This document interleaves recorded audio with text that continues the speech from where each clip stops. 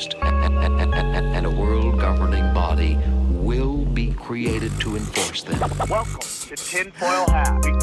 We go deep, homeboy. Aaron, open your mind. Drink from the fountain of knowledge. There's lizard people everywhere. That's some interdimensional shit. Wake up, Aaron. This is only the beginning. Dude, you just blew my mind. Tinfoil hat. Well, anyways, while I'm trying to figure out how to throw myself on the screen, I want to thank you guys for being on. I really, really appreciate it. As you guys know, I'm a huge fan of all your work, because that's why you guys have been on the show in the past, and I don't have anybody on who I'm not a fan of. And we're all trying to do the same thing. We're all attempting to get attention on stories and spark conversations that we think there's not enough attention on. And no better way than getting all of us together to help do that. But also, I think one thing that's I think will make for a very interesting conversation is the fact that we all have so much in common when it comes down to our curiosity and our interests, but yet we come from very different backgrounds. So I think talking about topics that we're all into and intrigued with, it'd be awesome to just see what everybody's perspective is based on this. Pat's never not working. He's well, he's a Skype selfie. I've never seen that before. Right, get it right. You just invented something there, champ. But just, yeah, post it out there. Well, unfortunately, I think today it's quantity over quality. I think people who are super active, even if it's not quality work, those are people who get attention. So, but hopefully we can spark a really good conversation. One thing that we briefly talked about James's great work, and I mentioned it on one of our previous emails. I think World War I is definitely one of those topics people don't know enough about, and I love the fact that you spend some time to do a documentary on it, because I mean I've done a lot of World War I research, and there's so much stuff that I had no idea about in your well, up to part 2, which came out previously. And I've watched Promises and Betrayals, Blood and Oil, or I think that's what it's called. There's a couple really good documentaries, and not even those scratch the surface compared to what your work has done. And that's kind of what we've come to know from James Corbett and the Corbett Report, is that you really do thorough research, and we can always count on this amazing work when it does come out. And so thanks again, James, for doing that for everybody. If you haven't checked it out, please check it out. It's on his website. It's also on YouTube. It's all open source. So, but that's really important too. Support everybody's work, because that's the other thing too, is that a lot of people, James was just a teacher at one point, and then decided to do this alternative media, and now he's been lucky enough to do this for a living, and it's because of the support, and he puts all his stuff out there for free. So I know and we live in a world where it's really easy just to consume free content because there's so much of it, and not support. But if we love the work that they're putting out there, we have to remember that the way we continue getting that work is supporting them. So that's super important too. I think James has a brand of excellence that within the community is the gold standard. I think everybody kind of looks to his work and realizes that this is probably the most legit shit you're ever going to get. And there's a lot of respect in that. I learned a lot about Hitler from James's videos. For me, it's like it was wide open. And, and for me in my podcast, I'm not even going to pretend that I'm in like a realm with what James is doing, because I'm kind of trying to get people to be like the training wheels, or kind of the like, conspiracy for dummies, and that, give it a little bit of information, and hopefully they'll go out there. And I tell them to go listen to like people like Conspiracy Farms, the Higher Side Chats, the Colbert Report. I think what James does and what we all do is very, very important, and that we're fighting against billions of dollars that are spent to wash these people. And, I live in LA, which is the heart of a lot of this stuff, the brainwashing and all that. And with these fires that we've seen, like, these are some dark arts fires. I don't care what anybody says. And you look at like the burn patterns, and it just doesn't make any sense. And here we go again. The conspiracists are being demonized, just like after the JFK shootings and then 9/11 and then Vegas and all that stuff. And, it's people like James. And, it's Conspiracy Farms get some really amazing guests on. And it's just, I just am really thankful to be on this call. And I'm really enjoying what everybody's doing who are involved in this podcast right now. I'd love for James, and I know he's going to, the World War I stuff has always fascinated me, and I'd love, obviously can't go over everything here, but, for the dummies, the bullet points, and because this stuff is so important for people to learn history, about those wars, how they were started, fomented, and it's super, super important. It's incredibly important, and I'm glad to see that a lot of people have resonated with this. I truly wasn't expecting people to be interested in this at all. I'll let you guys in on a little secret just between us four and anyone who happens to be listening in.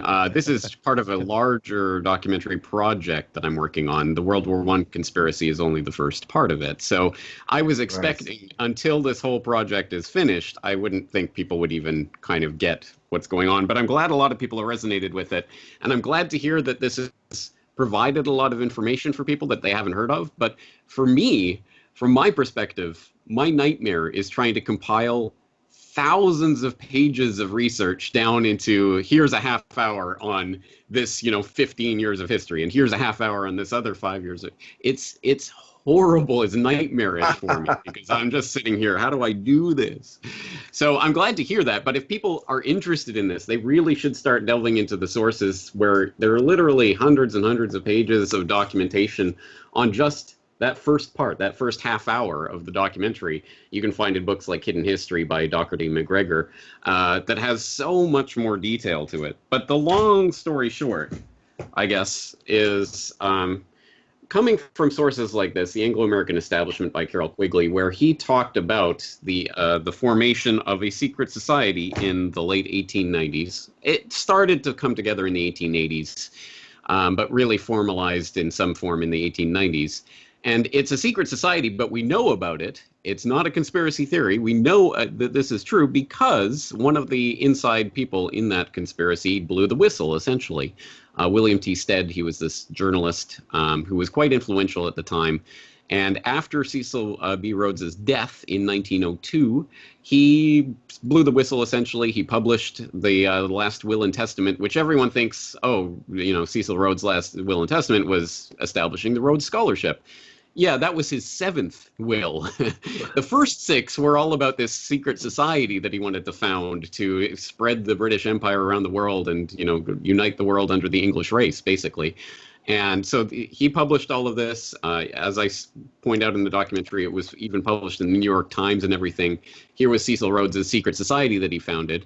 And Cecil Rhodes' idea was this is going to be a secret society organized like the Jesuits, this kind of Illuminati-ish thing with this inner circle, the secret society of the elect, and then there was going to be an outer circle that didn't even know of the inner circle's existence and all of this.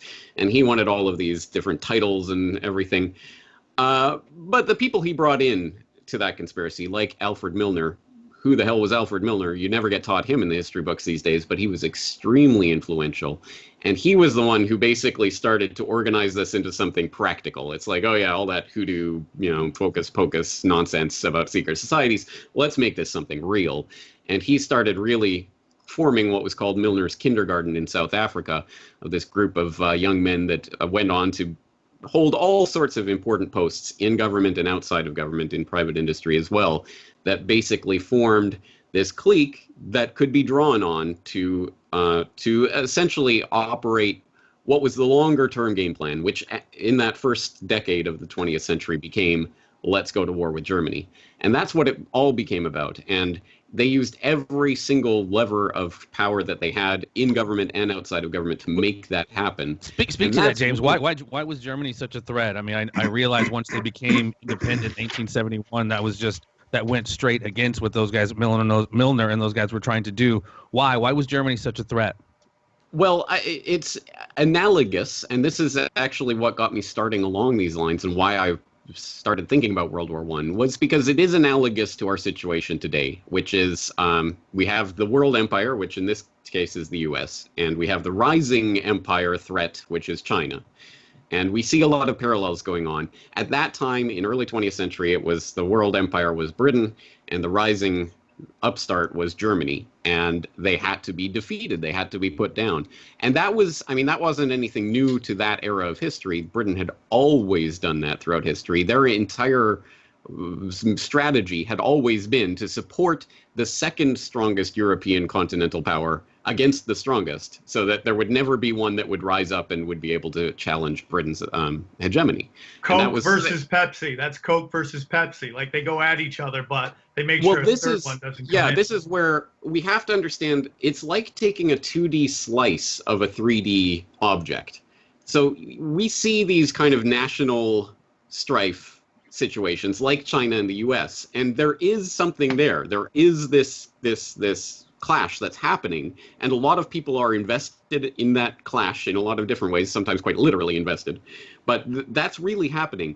But if you don't see the 3D picture of it, you don't really understand it. So so in this case, in the China-US case, the point that I always make is that China didn't just become this big emerging power. They were fostered into this power by the very same people who are also puppeteering the US government and steering its foreign policy. How does this happen? Well, it's because it's part of a larger plan, ultimately, to get the world under a collectivist system, globalism, essentially, and which is just so frustrating because nobody gets that, bro. I mean, obviously a conspiracy theorist. Obviously, this is chess, not checkers.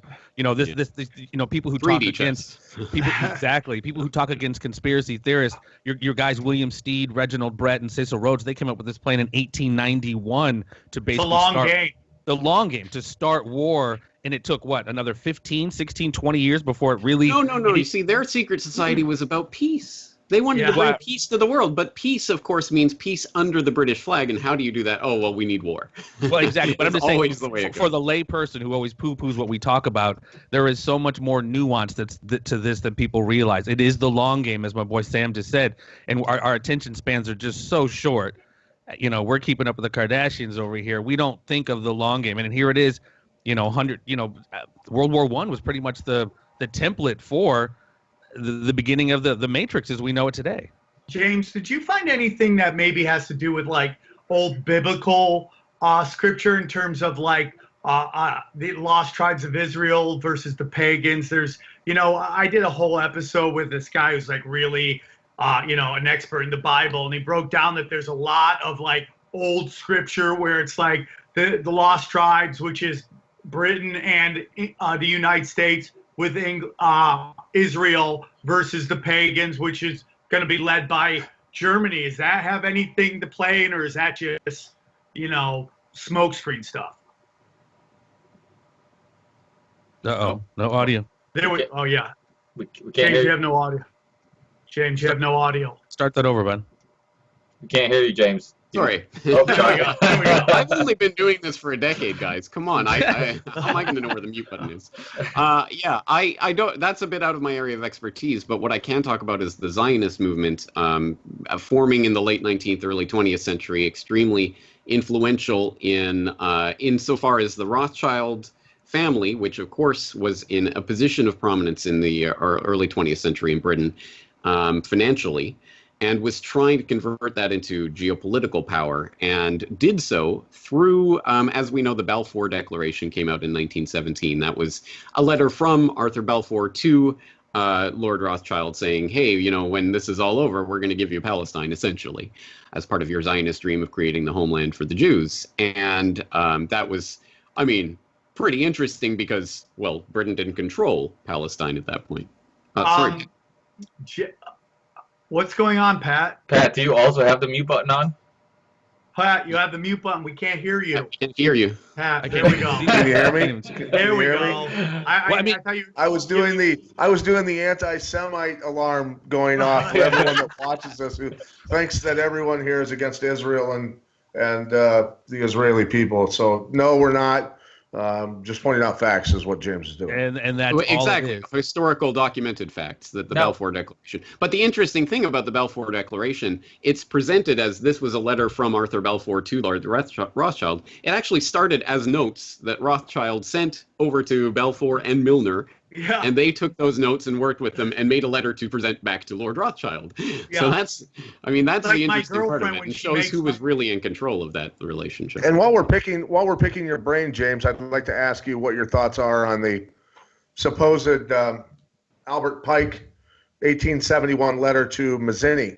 I mean, I've known about that letter for quite a number of years. Whether it's factual, whether it was written by Albert Pike or not, I don't really care at this point because, well, I mean, it's at least prophetic in what's happening now. And the letter I know appeared many years ago, but whether it was written by Did Albert it? Pike, I don't know. Have you ever seen it? I certainly haven't. It doesn't exist as far as I'm aware. What's that? It doesn't exist as far as I'm aware. It's not real. I'd love to be proven otherwise. Anyone who can show me that letter or any proof that that letter really exists in the archives anywhere, I'd love to see it. I don't believe it exists. Okay. And I'm certain it was written after World War II because the way that it predicted what was going to happen with the National Socialists in Germany and everything. Come on, I absolutely don't believe it. But No, okay. It's interesting that it does tap in to something that people understand is coming, and it is framing. That letter does ultimately frame the next stage of this, that it's going to be a kind of a religious war, essentially, that eventually is going to lead to the bright light of Lucifer will be seen as the saving grace, and the masses will come to embrace and accept that. Is ultimately you say that with a smile.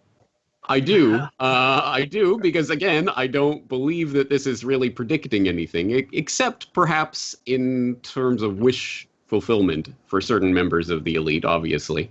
But I don't think, anything's been set in stone. I think it's safe to say that World War III would be certainly, as it said, a cataclysmic event, right? Absolutely, yes.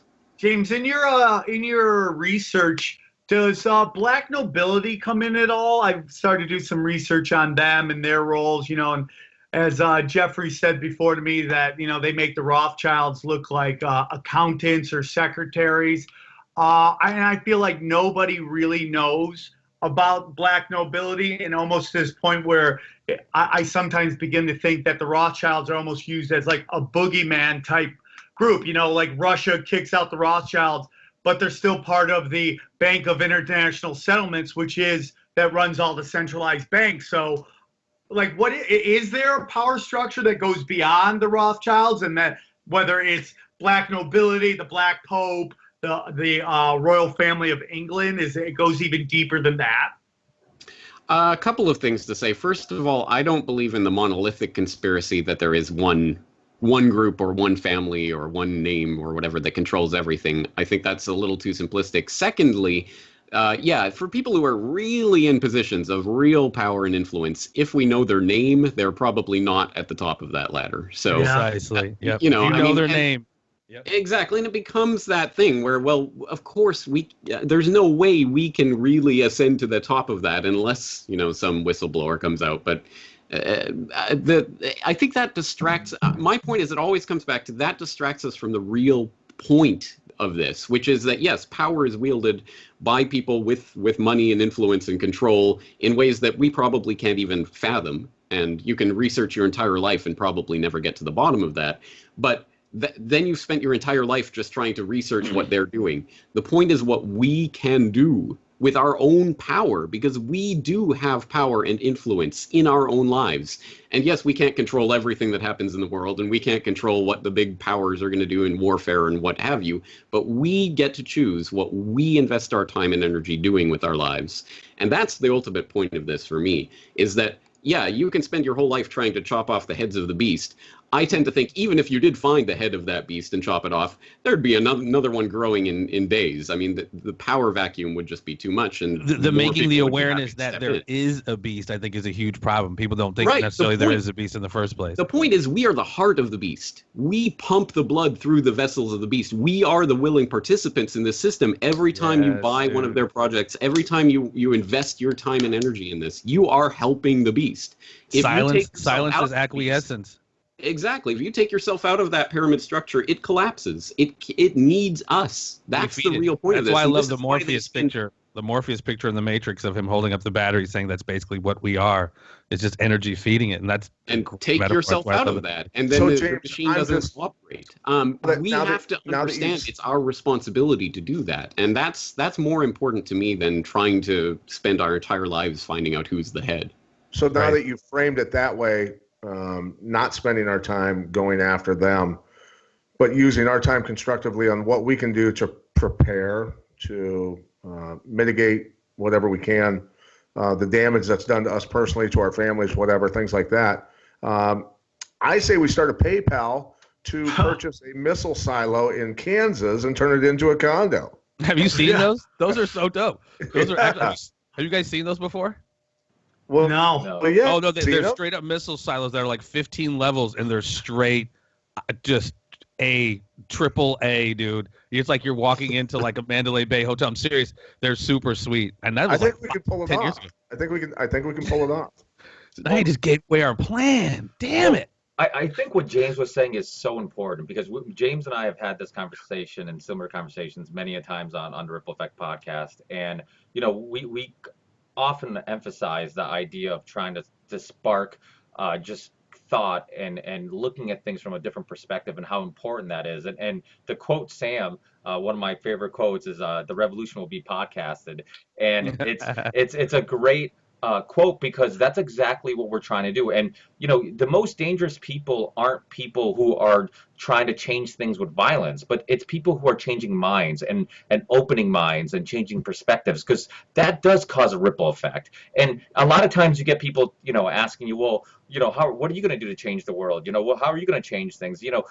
Almost acting like the simple thing of sparking thought and having a conversation and changing somebody's perspective isn't doing something. I think that's almost one of the most important things you could do, and probably can have the biggest impact. Who knows how many people are going to listen to this podcast, and even if that number is small, we're going to change their minds and maybe change the way they look at things, and they're going to have conversations with other people, and they're going to have conversations with other people, and they're going to have, and it does start this ripple effect. And when I started this show, it was because I truly believed in this idea that we can all make a difference. And I mean, you look at most of us, we besides Pat, who is a legendary Hall of Famer, but most of us come from pretty normal backgrounds where we didn't, we come from we weren't well known for James and I and at least I know our backgrounds pretty well. We're basic normal dudes who just kind of believed in trying to do something more with our lives, trying to do something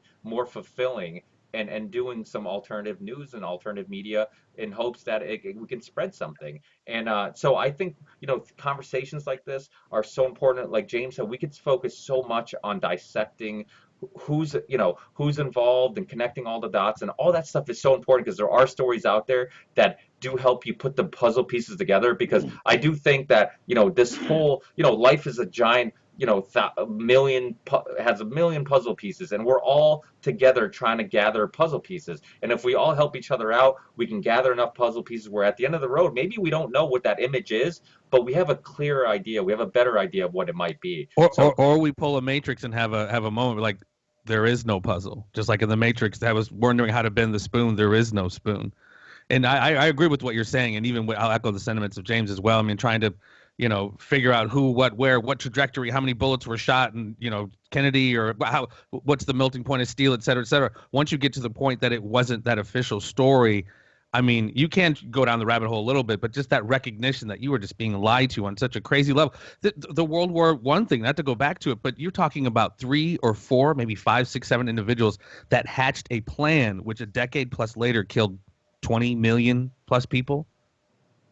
injured, And another I think that's million. important. It's important on the World War I thing to frame it, if James could, briefly for people who are watching this, because as you said, it's kind of the blueprint for future wars, for everything else that we've seen from that point forward. And so, for us, I mean, I feel like I'm completely mind fucked sometimes because we're called, lunatics and everything else when the rest of the world, and this was prophesized. We knew that this was coming, or people well before us knew that this was coming. And, so I think it's important for us to be able to at least break through on that level, so that when a guy dies in Libya who was creating the gold coin, to trade his oil in, when Saddam Hussein dies because Europe is going to buy his oil without the U.S. dollar, all this sort of stuff, and so that people realize that no, we're not the fucking crazy ones here.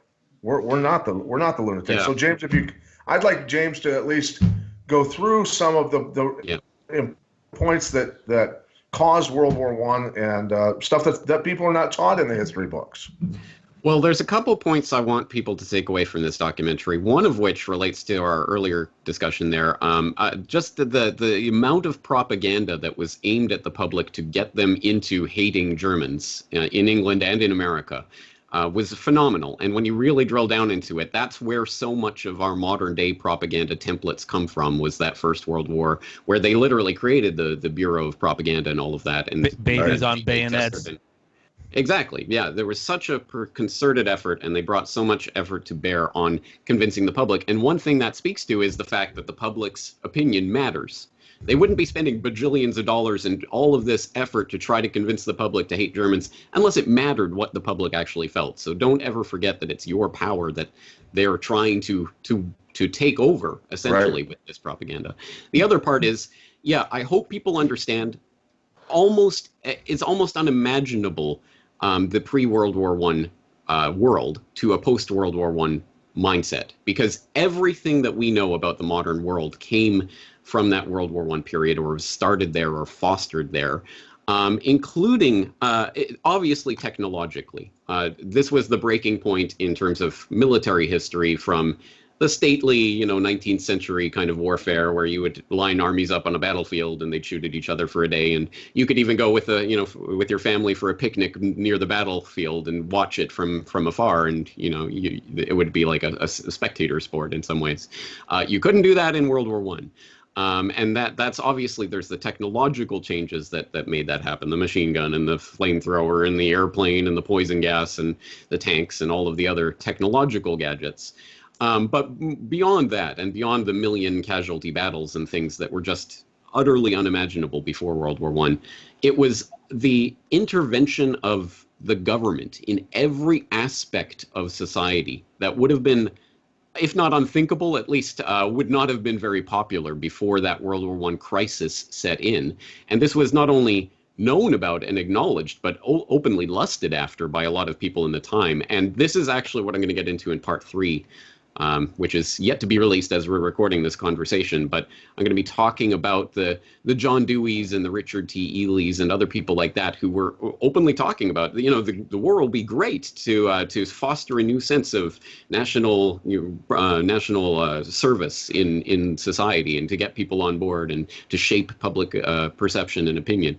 This is what people were lusting after for a long time. And in the American context specifically, you have the income tax coming in with the Federal Reserve in 1913.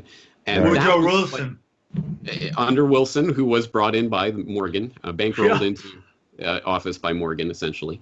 And that was the basis through which America was able to wage and finance the First World War, by starting the incredible debt that we know where it's ended up today, but also just the idea of income tax and the government being in charge of the economy or managing the economy. A central bank, which we had been against for so long. A central bank for the first time in 80 years or whatever it had been at that point. So yes, it was an extremely important period for that transition into what we now expect. And it was really the precursor for the New Deal and all of that. It came from that World War I mentality where the government was going to take care of everything. And if we don't understand that aspect of it, then we don't really have a proper sense of history. And the fact that we are living in the crater of that explosion, as I say in the opening of the World War I documentary, if we don't understand that the way the world is now is not the way it has to be. This isn't just some inevitable progress to this point. This is something that happened because. But that's what I mean. To echo Pat's frustration. I mean, this is World War I. I mean, fast forward almost 100 years. The Kuwaiti ambassador's daughter talking about incubators getting knocked over. All of these. I mean, nothing has changed. They're literally playing from the same playbook. And again, we are so willing participants of it because we're just not aware how sophisticated the propaganda is and the behind the scenes. For people just want that shortcut to thinking, that fast food news, like what's going on? Oh, they're bad guys. Okay. As opposed to like, wow, this is a chess game and you are like several steps behind. And it's just so frustrating, bro, because at the end of your movie or just the second part, when we finally did get in the war, you saw those scenes of just guys dancing with girls in the streets, just getting piled on buses and ships. And they just went and died by the millions for bullshit, man. Bankers, it's crazy. Dude. Bankers. It's crazy. And well, this is where the G. Edward Griffin's book, The Creature from Jekyll Island, is so important for every high school student in America to read. Man, I've read that thing like 4 times. There it is, man. James. Yes, nice. One of the greatest books ever written. And that's the thing is, fast forward to Donald Trump, whether you like hold on, guys. Hold on. I mean, we know what that is. Let somebody fill that in. What happened at the Jekyll Island? That was a big deal. That's when all the bankers got together and basically wrote the Federal Reserve Act and duped some politicians into passing it. Wilson won the election because they talked Roosevelt into running for a 3rd term, if I'm not mistaken, against Taft and Wilson, and that was a banker's to get Roosevelt to run again. And here's the thing that's crazy, dude. Had Roosevelt gone on his Amazon expedition when he was supposed to, it would have never happened, and time would have changed. Taft would have won that election, and we would have never got the Federal Reserve because Taft was against it. But the bankers talked him into running. He did, took votes away from Taft. Wilson won. They already had Wilson in their hip pocket. Wilson was the one that pushed for this thing, got the Federal Reserve Act passed. Well, they snuck it in a holiday or something over Christmas. Yes, over Christmas. Most everybody was home. And the thing is about this is, it gives obviously the privateers control of everything. Many of whom are not even Americans, control of our monetary system, which should piss every American off. But and the reason I'm fast forwarding right now is to make the connection for people that might not know about it, is that Trump, whether you like him or not, on the campaign trail, spoke about getting rid of the Federal Reserve briefly. He made a couple tiny little blip mentions of it. And then he's mentioned it again a couple weeks ago. He talked about the Federal Reserve. And I think if he's reelected, which I think he will be, I think in his 2nd term, he'll kill the Federal Reserve. That's I don't think not so. happening. I'll bet you on that one. Let's have a little on that. wager on that one. How much I just you want wanted to say something real quick. I think he wants to go down. I think he wants to be remembered for something. I think maybe he got in, dude, and then they're like, yeah, hey, we'll wipe your whole family out. And like, he's changed a little. But I just want to say something about what James said, that this isn't how it has to be. When Jeffrey's like, that's 100 years ago. In human time, that's a lifetime. But in like history, that's just a drop in the bucket, man. And we are in a place where we can turn this. I try to echo what James says. I say it poorly compared to how he says it, but we really are a very unique country, the United States. The global economy is completely built on us. And if we come together, we're a very powerful force. But this propaganda bill that Obama passed, which allows the government to use propaganda against us, is get us to not like each other, to get us. Which was going on anyway. They just legalized it. But this legalized it. But, everybody wants to make Chocolate Jesus this wonderful dude. And he's just par for the course, man. But this isn't how it has to be. We are the more powerful than them. I mean, I mean, like, dude, we don't have to sit here and take it, but everybody thinks we have to go between these two parties. It's like running between Dahmer and O.J. Simpson. You're like, they're both going to murder you. What are we doing here? The masses just don't know. I had a conversation with Canadian journalist Eva Bartlett about, the occupation of ISIS in Syria. It's a horror movie. People do not get waking up to that every day, having your daughter kidnapped, possibly raped, organs taken. I mean, we just don't get over here how dark it is. We're in fantasy football mode, and the Rams are 7-1 or whatever it is. I'm not knocking. You could do it if you want to, but please balance it out with some level of information on the world, because silence is acquiescence. That's why all this stuff is so allowed to go down, because we're so blissfully ignorant. But Sam sounds hopeful that we can actually make a difference. That we're going to somehow bring Americans together to be able to stop this train wreck. It doesn't even have to be Americans. That's almost part of the problem. That's why we're so cool with 500,000 plus I'm Iraqis. not American, by the way. Well, Just for the record. It's the human I'm being not thing, either, man. actually. Not to go all kumbaya, but that's why so many millions are allowed to die in Syria or be displaced, or in Iraq through sanctions that killed men, women, and children. We always filter it through this us versus them. We're human beings before any of that shit. That's man. where nationalism can be a little dangerous. I want to know. I'm sorry.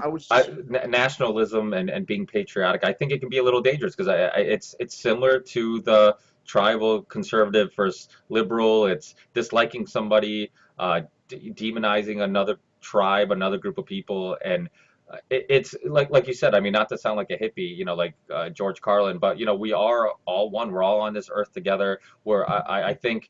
And there's a club, and you ain't in it. Yeah, exactly. And I think there's nothing wrong with being proud. I mean, I was born in Portugal. I'm very proud of my culture. And there's nothing.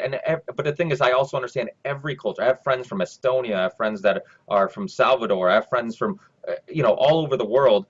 And there's beautiful things about all their cultures. And I think Muy obrigado. But then framing those thoughts of a globalist kumbaya, we know their end goals with globalism, and we also know how important the United States Constitution is, and how important it is to be protected against the aims of globalism and the cloud pivot of collapsing a system financially and making us all slaves of complete socialism. And so for me. Constantina wire at our southern border and stopping those people from pouring over, I think is the just and right thing to do. This is a nation of laws, and it has to be. And I'm a guy that's married to a woman who came from another country on a student visa. She did not speak English when she got here. She became a doctor studying in a language that she didn't even know. She was smart enough to do that. She added to the benefit and the upside of this country, and she did everything legally. And I got to tell you, the kumbaya stuff, I don't agree with it all. I agree, don't blow the shit out of every other nation, but you're not coming here and pouring over and overloading the system, because with 5 billion or more people below the poverty line of Mexico and other nations, we can't possibly help the world by allowing 1 million of them in at a time. We're not going to do it. We're going to do everything opposite of that. We're going to destroy our own nation, and then there's no hope for the world at all, because we have to be the shining beacon that actually is I don't think it's necessarily a kumbaya. I mean, I definitely think we need to protect our borders and have, like your wife, come through legally. But this whole conversation in the last 40 minutes has been, I mean, I appreciate the constitutional conversation, but they've been wiping their ass with it for a long time. But they certainly began in 1913 with the Federal Reserve Act and the creating of the income tax, or the federal income tax, which was found in the Supreme Court to be unconstitutional. Direct tax on wages was found unconstitutional numerous times. So I mean, I get that constitutional argument, but I mean, and I'm not saying let's go beyond that, because those things afford us some of the best laws and best protections in the world. But at the end of the day, man, I mean, tomorrow's the 55th anniversary when a coup d'etat took place and blew our president's head off in broad daylight. No accountability. We can go down the list of the shit. There's no accountability. So, I mean, they're declaring wars without going through Congress. The constitutional argument I get, but I mean, when are we going to start really enforcing that? Because this shit's been going on for a long time. and Well, been then violating the that Constitution is for a up long to the time. people. That ultimately has to absolutely be up is. to the people, and the Constitution was a roadmap for us. When our leaders were breaking the Constitution, which they have been, as you mentioned, and we all know for many decades, that we should be revolting. We should be either at least a tax revolt, and throughout history, tax revolts are about a 50-50 in terms of the leaders head or an awful lot of citizens dying.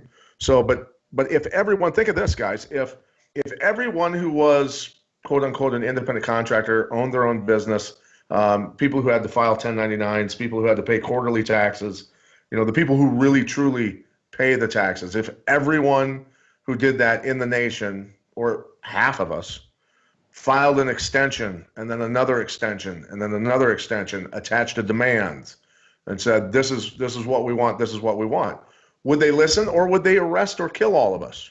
I think that's one way. The one way to remove the participation. I think there are so many different facets, like James was saying. I mean, like we've been kind of agreed on. We're all willing participants of this, so we have to kind of remove ourselves, whether it's taxes, whether it's financial issues, boycotts, et cetera, for some of these banks. Go to a credit union. I mean, however you want to do it. But we've Just talked about on the show, Pat, how they make correcting rain illegal. They frown on self-sufficiency. They want you on their dole. You have to be.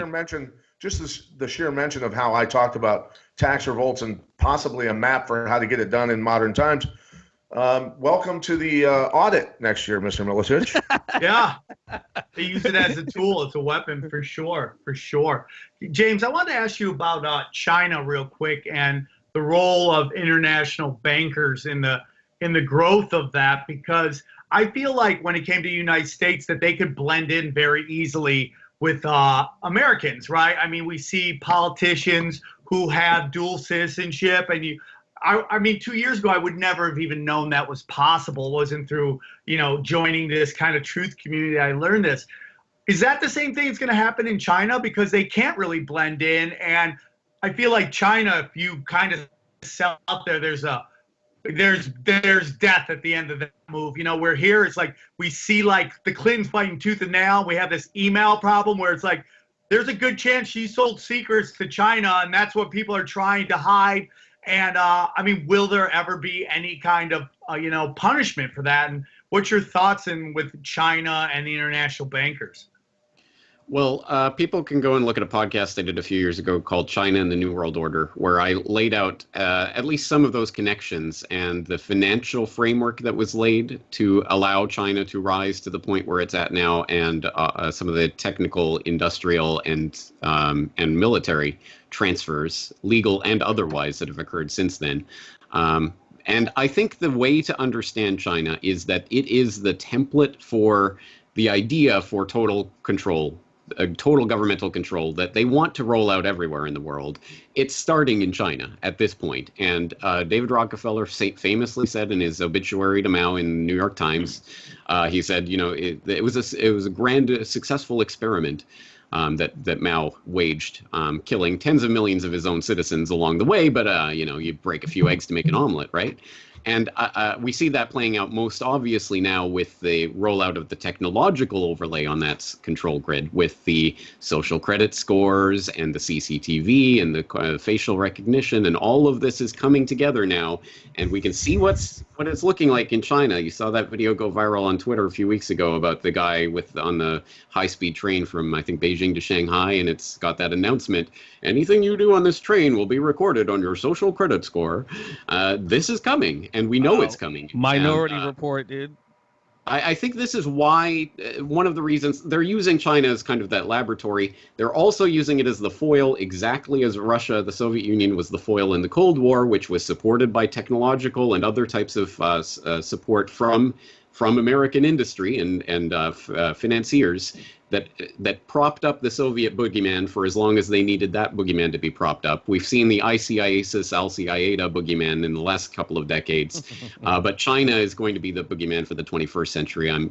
That's the way they're angling it, and there's the same linkages and the same financial infrastructure which undergirds all of that.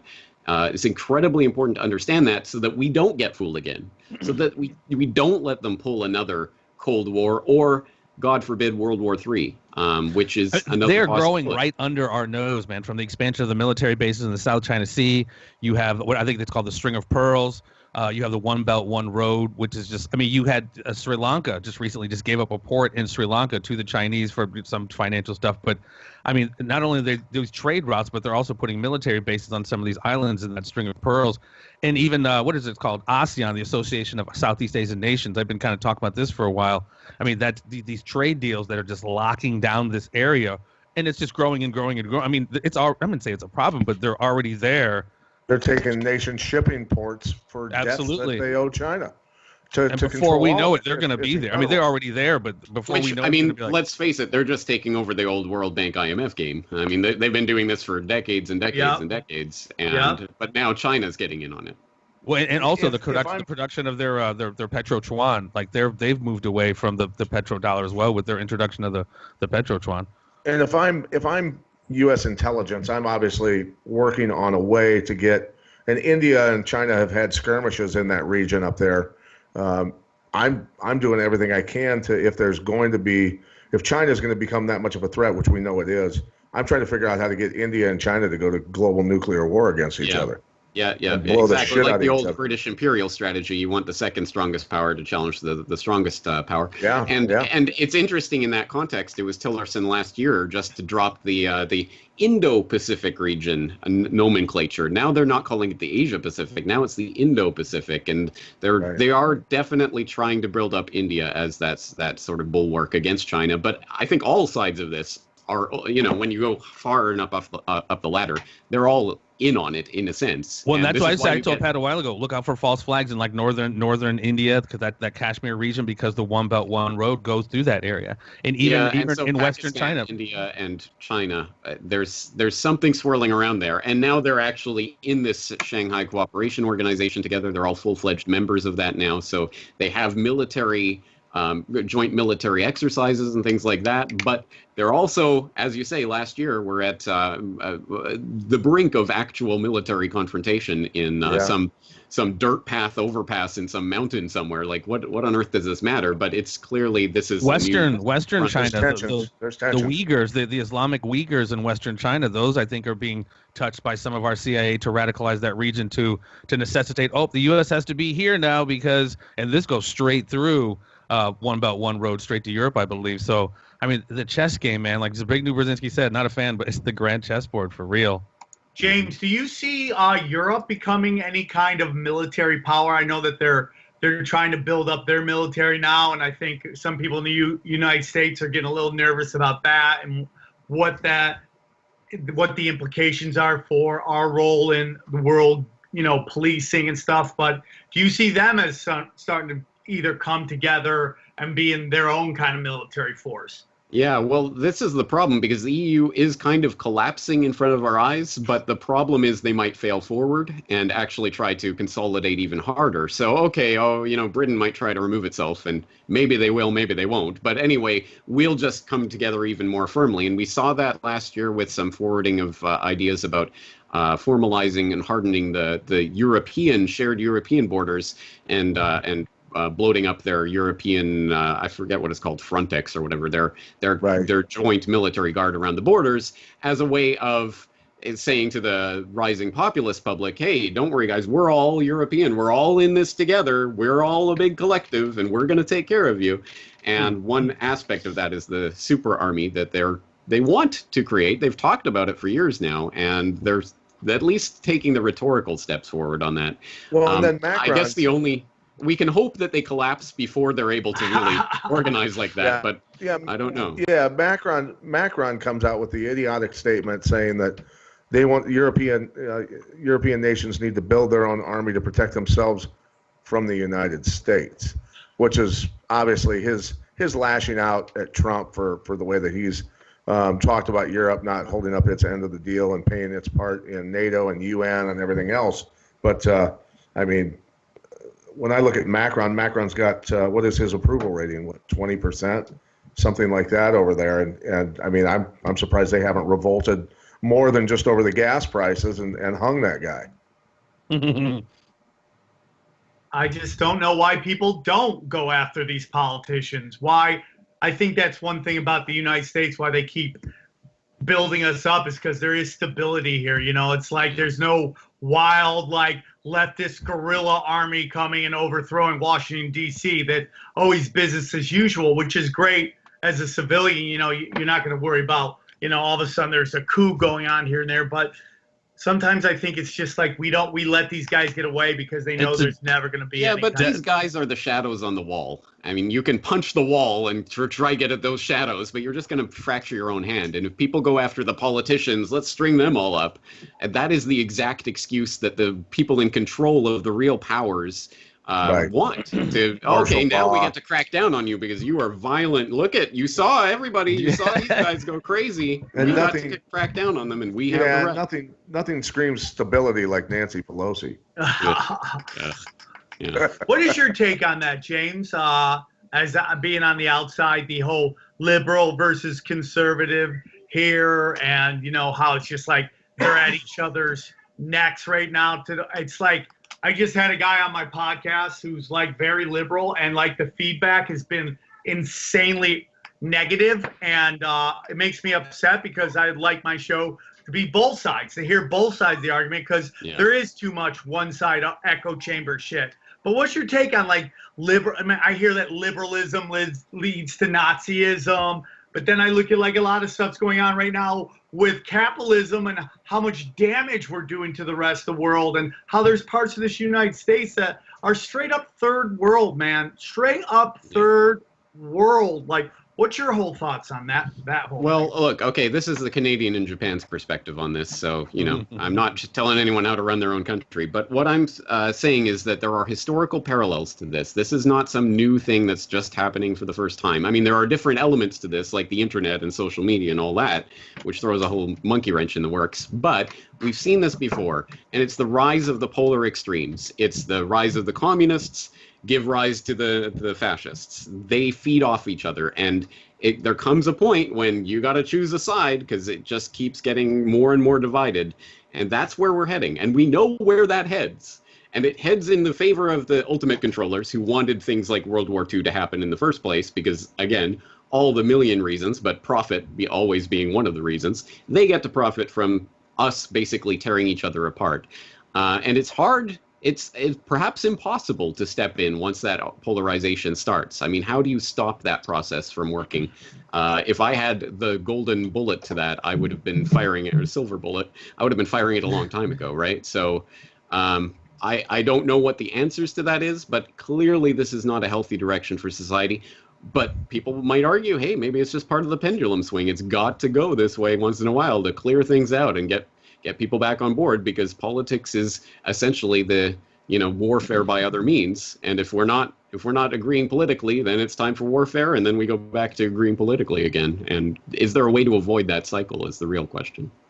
Yeah, if you look at the documentary The Untold History of the United States by Oliver Stone and his book, and if you look at some of the film, some of the old debates, like in black and white with Nixon and Kennedy and you know, some even older politicians, and you look at these debates, it's literally the same shit that they're saying today. Like literally, it's like they're saying that it's, if you put it in color and you replace them with modern day politicians, they're feeding you the same bullshit. And I always say how, like, you know, politicians and those in power, they capitalize on our awful long-term memory. Like we've you know, Vietnam happens, and then Iraq happens, then we're almost letting Syria happen, you know, and it's like we keep making the same mistake over and over again, and we just keep pretending like, oh, this time's going to be different, and we keep falling for the same trick over. Yeah, tying this back to World War I, I read this on my video the other last week from Lord Milner's Second War, talking about this Alfred Milner, who was one of the key men making World War I happen, who wrote in 1893, so decades before any of this happened. He said,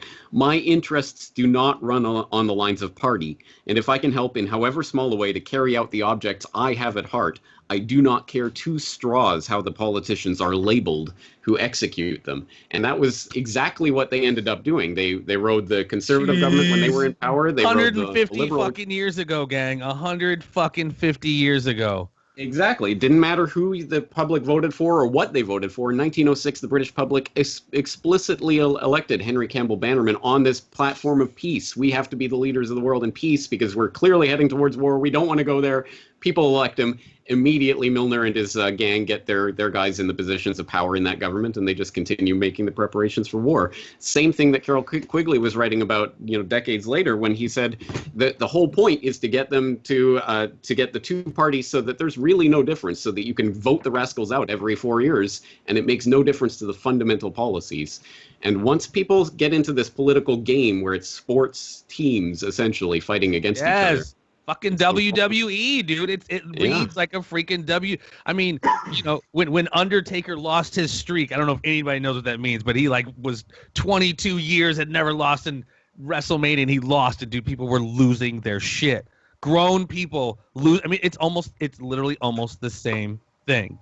Well, we're emotional creatures, and we love to think that we're these logical, machines that look at the facts and we come up with these conclusions. But we're emotional creatures, and obviously we all know the history of Edward Bernays and understanding that you can manipulate our desires and the way we think. And we all don't know who Edward Bernays is. Let's stop assuming everybody knows who that is. Edward Bernays, seriously, go check out the documentary called what was it called?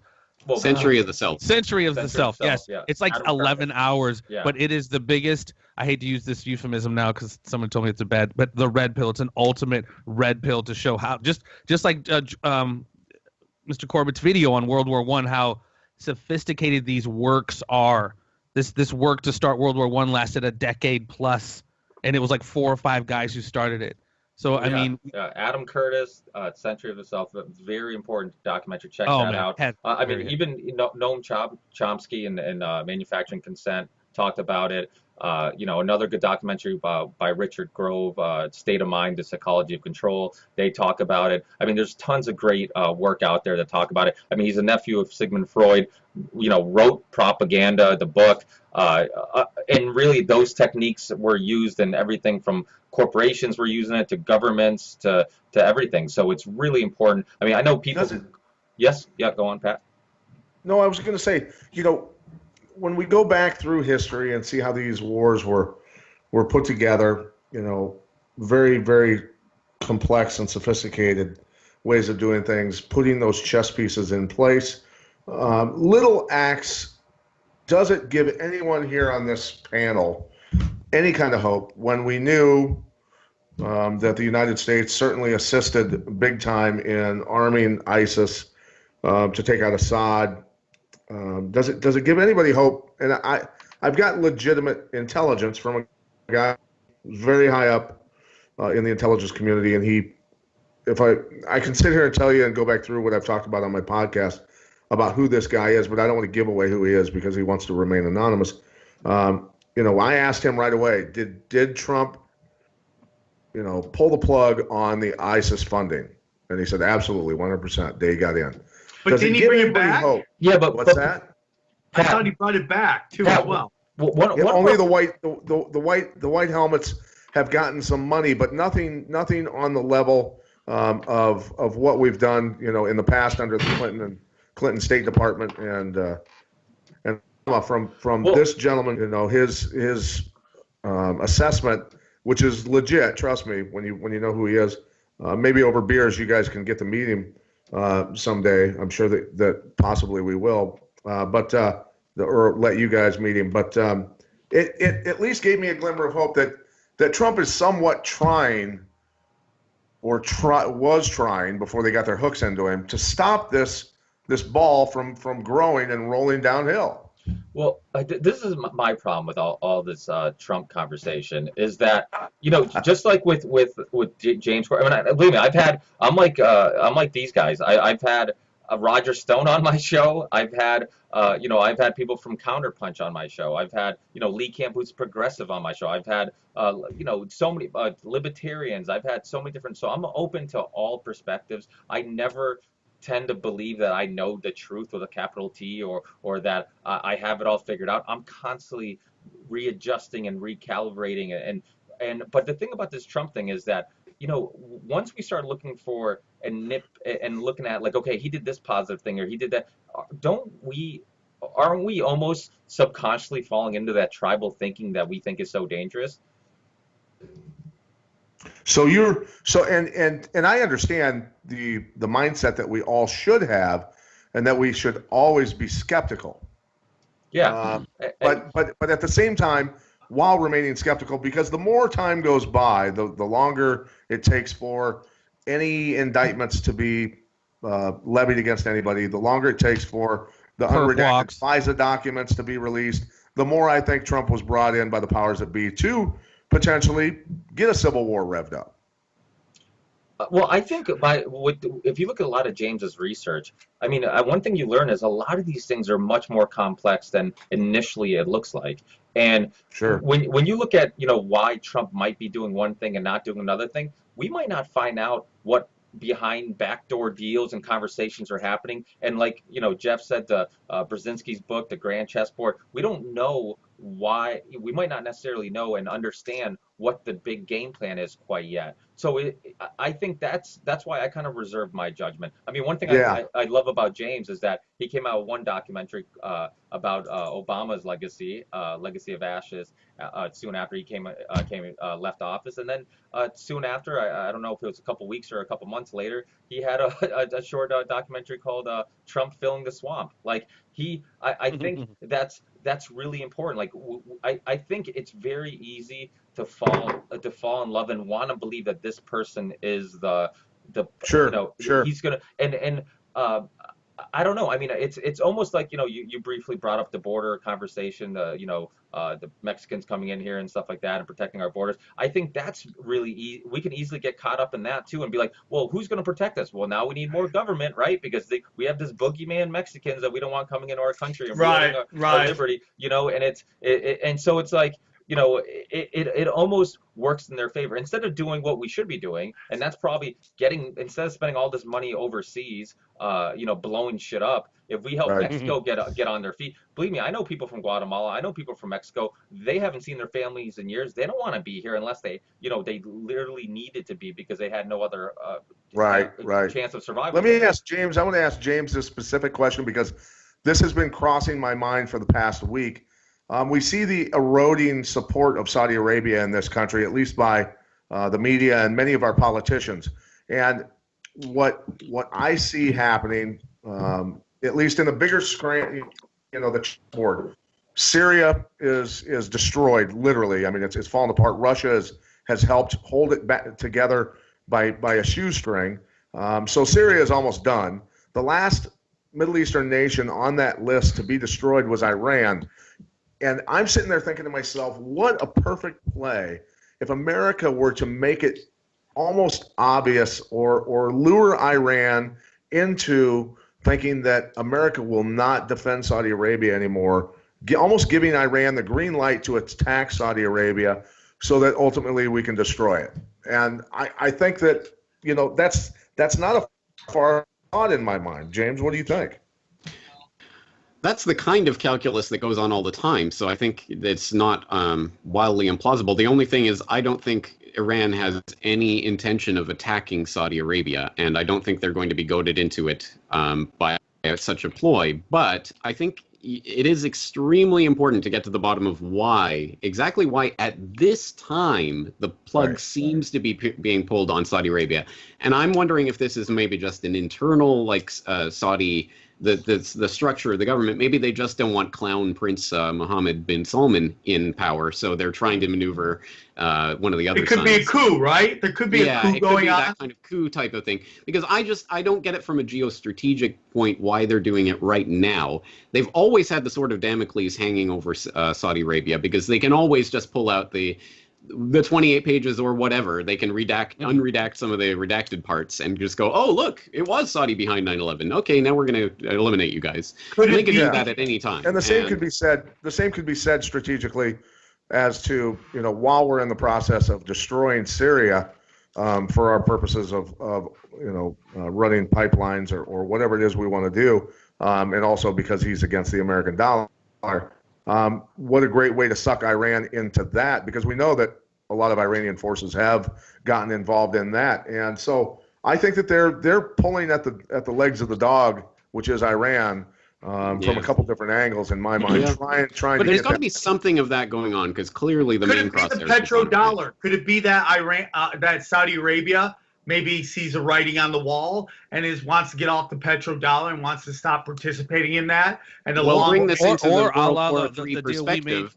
The deal we made with Kissinger back in the day, we'll refine your oil as long as you make the United States dollar your Exactly. petrodollar, So- and we no longer need them for oil because we have oil everywhere, here in our the country. Saudis have been the backbone of the U.S. dollar system for a few decades now in that kind of quid pro quo. But now the question is whether they're going to stay under that umbrella and whether we want them there and all of that. Those kinds of decisions are being made right now. And part of that calculus is the growing relations between Saudi Arabia and China. I was just going to say China. It's it, dude. China's it. Yeah. And Saudi, if the U.S. is now a net oil exporter, if you can believe that. So clearly Saudi Arabia sees China as the big growing market for their oil that they know which side their bread's buttered on in the future. If they cozy up more with China and get into the petro-yuan system, then obviously the U.S. wouldn't want that. So that could be the kind of long-term strategic. Sam always says it, man. Such an interesting time to be alive, and it really is. We are seeing, in a game of risk or checkers, we are seeing some big moves made, and of course they take kind of decades to do. But if you're paying attention to to the breeze, you're seeing the winds of change have definitely come for whether it's the petrodollar, the growth of China. I mean, Saudi Arabia having to make that decision, Iran. And again, the PSYOP continues. I mean, obviously, Iran's on the target still. Syria's on the target list still. It's very, very fascinating. And when you skew it through the filter of, like I said, your movie and how people need to realize how these things are so just manufactured, maybe not by a few people, but sometimes by a very few people, and the implications are so huge, and millions are affected from, Gulf of Tonkin. Geez, how many millions Vietnamese died over a lie? Or American soldiers, and all of it. Iraqi kids, women under our sanctions, or what's going on in Syria. I mean, it's Yemen, insane. dude. Yemen, and it's generally almost all horseshit, and having to go back to these financial bankers. But we see these people still lined up, ready to go to war, glass parking lot, the whole fucking place, blah blah blah. It's like, but if it means France having $7 a gallon or liter gas, and us having $2 a gallon gas, do you support it? I fuck gas. Fuck. I agree. Fuck this shit. Yeah. I mean, the pain. I mean, dude. I mean, my phone is what it is because Chinese people live a horrible life to make that phone. That upsets me, dude. It does upset me. I have to participate in it because through what we do, we need these phones to make this stuff all happen so we can have a career talking about what we want to talk about. oh yeah, they put it together in China, but they mine the shit in Africa somewhere. It's all spread. The suffering is well spread out. For what it's worth, I've stepped away from Twitter this year and realized I never needed it in the first place. And I've already decided once this stupid surveillance device that I carry around in my pocket is done, once it gives up the ghost, that's it. I'm going back to flip phones. I was just gonna say, I need to be flip so damn bad. I need to be like my 75-year-old father, dude. Have a flip phone. I don't do just old school.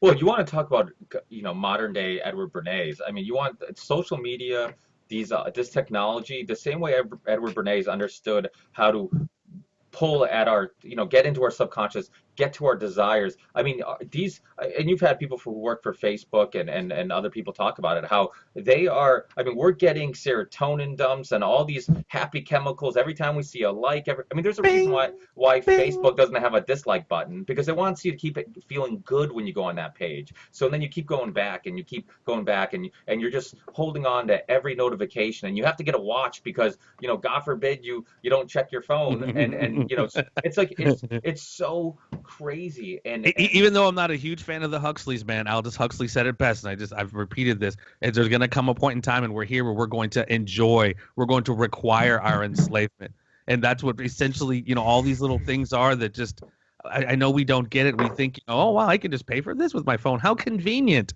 Well, I get that people don't get digital footprints and how data is the new oil, et cetera, et cetera. It's just this nice new convenience, and I can keep up with the Kardashians so much better with my phone. Well, there's a great video on YouTube called "Free is a Lie," and I forget who the guy is who did the video. It's a short video, and he talks about how you get this Google phone and you get all these free services, but he goes into it's like, but what they're really doing is they're all this mega data. They're paying attention to where you are, who you're with, and they're selling all this information. So we like to look at it as like it's all free, but it's not, and we're giving up privacy. We're giving up our personal information. I mean.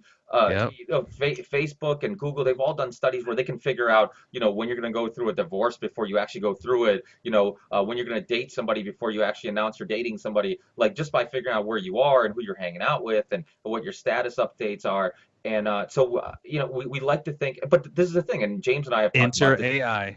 James and I have talked about this, where there's generations growing up today where this is their norm. This is the world they grow up in. So the people who have kind of been able to kind of live in an analog world and then see things transition, we kind of have a better perspective. But this is the new norm. It's like, how do you stop them from accepting what is the norm today? And I think that's the scary part. They're born digital. Or are we a bunch of old guys who are telling young people that, like, hey, video games are going to do this, or TV is going to ruin society and culture? And my dad suddenly doesn't seem so crazy anymore. Yeah. This generation, honestly, like you just said, man, we're at a very crucial time because we remember cassette tape and CDs, and we remember, rotary phones. I mean, there's going to come a time, and you see videos online now, I don't know how real they are, but they're like, what is, older cats throw down a rotary phone to their kid. They're like, what's this? Yeah. You know what I mean? So we, now, like you said, they are absolutely born digital. Hey, and they're just. So while we're holding this conversation, sorry to interrupt you, my Facebook came up with an ad, and I clicked on it. Shut up. Build underground survival bunker from scratch. Are you shitting me? I remember being a kid and seeing all these people complaining about. What did they say? I remember being a kid seeing all these people complain about the devil in music and like all you crazy people, and then you just see this stuff now with rap, hip hop and rap, and it's so blatant right now. And I'm not trying to be like but it's like there's dark art stuff in that. And I remember mocking those people back in the day, and I go, they were just trying to warn us, and we just laughed in their faces because we just wanted to be like, we just wanted to free love and be all that stuff. And it's like, man. There's free love, and then there's just like straight up dark art stuff. And I don't. And social engineering. I think you and I had that conversation the other day. I mean, it's no accident that gangster rap thrived in those days, not more conscious rap. And around that same time, crack cocaine is introduced. Around that same time, the prison system gets commercialized. I mean, it's like, this is social engineering 101. There's a lot of guns in the ghetto all of a sudden. Absolutely. And that doesn't negate personal responsibility, but at the end of the day, man, you create poverty, social engineering and poverty. You create poverty, man, you're going to find all of these different elements, dude. So it's, James is thoroughly disgusted that we've gone off on so many tangents. Not at all. I'm enjoying the conversation. And I think the rap, and James and I have talked about this about, the gangster rap in the 90s. And some people get in debate, like, was it manufactured or was it just promoted? And I don't think it matters. I think either way, if you're manufacturing consent, if you're trying to control young people, the youth, and music is a big part of that. I mean, people joke around about how if Kanye West ran for president, he'd win, not because he has great ideologies and views and perspectives, but because it's a popularity contest. And so, I mean, if you're trying to control or manufacture consent, control what people think, control the way they look at things, why wouldn't you get into things like art and music and all these things and slowly start molding people's perspectives? And so I don't think anything gets popular now that MK Ultra came out in the 60s and 70s. I don't think anything gets popular without a visible hand and the controllers. Right. This is the deeper level of analysis because it's not organic versus manufactured. It's that I mean, you create the conditions for a whatever Marilyn Man or whatever to come up, and then you promote that. You use your power in the industry to promote this person or that idea, and then it becomes the popular thing. And you'd be amazed at how many famous people are military brats that are the children of high up military people. Funny how that works, right? Yeah, it is kind of crazy, and you don't see it till you see it. When you see it, it's kind of like, oh my God, it was like, it's right there. I maybe I'm just hopeful. I do think the internet is the great equalizer. I do think there is a push to regulate it so they can keep it status quo, but I think it's all blood in the water. They can knock Alex Jones off of YouTube. I see his videos everywhere. Right. You know, if they're knocking off Alex, not knocking off James, who I think gives out real information to me, Right. is a bigger. Let me bring the downer to the conversation then, because the first place that they're really going to make the organized, concerted effort to push AI technology is going to be online through social media, to the point where you don't know who you're interacting with as a person, or if it's part of this botnet that they're going to create, and personalities generated that you can't tell from the real thing. Things are about to get crazy. I've already had some very heated debates with bots, I'm sure. Yeah. I wouldn't even doubt it. Yeah. I'm actually happy I'm old. That I'm almost aging out of this time where you got to concern yourself with all that stuff. Like, it's just like, oh. No, hence the name of Sam Tripoli's most recently dropped stand-up comedy, No Fucks. Yeah. That you can pick up on Vimeo, ladies and gentlemen. So I'm actually kind of.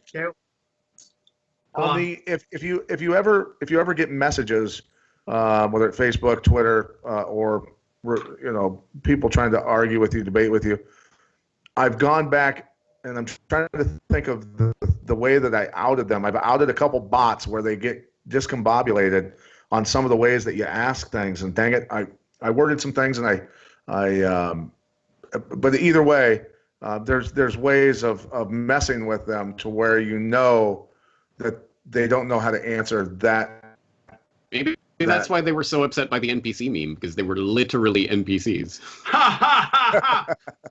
Yeah, it is crazy how, like, forever it was like the liberal side was coming up with the stuff that'll fight the establishment, and now you see kind of conspiracy side coming up with it. Well, because when there's when you believe in an ideology, that's just like it causes you to be blind, and it makes you not be able to be more creative, in my opinion. That's why like Bruce Lee said, man, they try to solidify that which was once fluid. These conversations like we're having, we're not necessarily subscribed to right, left, or necessarily dogmatic about our philosophies. We are flexible. We are malleable. You know what I mean? But flexible that I can point out to Sam that his headphones are made of petroleum. I'd probably radioactive at this moment. Guys, I just want to say something because I got a jam. I just wanted to say something real quick, that being on this show with you guys, when I started my show like 2 years ago, like I would never have ever believed I'd be on with all you guys. I've been Jeffrey, I talk to a lot, but everybody else here, I'm fans of your work, and I've been following Pat forever, but to be on with you guys has been a real honor, and like I really love what you guys are doing. You guys are very important to everything that you're important to humanity, in my opinion. To be honest, we're on the same team, man. We got to stay on the same team, and that the inserts that are happening, those plants that are happening from the elitists that are putting people in place that seem like they're part of our community, and then they go off on some fucking skewed tangent on holograms hitting the Twin Towers and stuff like that. That's the thing, is where we need to stick together and filter all that bullshit out and get rid of those people quickly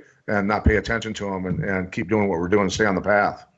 I think that's so important because we've seen it in the alternative media a lot the last couple of years, just people turning on each other and just because they don't agree on one specific thing. And there's tons of topics that I'm sure we all probably disagree with. I've hosted debates with Adam Kokesh and Hunter Moss on libertarian and whatnot, and just because I think it's important for people to learn that, hey, just because we disagree doesn't mean we can't try to have a discussion. And if our goal's the same, and that's the most important thing, like what's your goal? Like we all want to have a safer place for our families, a better world. We all, we're all fighting power and trying to we're truth seekers. Yeah, we're truth seekers. We're truth seekers. We're all trying. I just don't like to get lied to. That's my biggest thing. That's really what it is. I just don't like to get lied to. I like to know to the best of my ability, and there's a lot of misinformation out there. But I take like, okay, you know, who gets the money, who gets the power, and how does it fit within how history is played out? If all those line up, I think there's a good chance it might be true. But even then, I don't think it's one of. I don't like getting lied to, and I like to investigate. Well, actually, I just pulled a quote from Smedley Butler for my part 3 of this World War I conspiracy, where he said he was trying to educate the soldiers out of the sucker class, and that's a good way of putting it.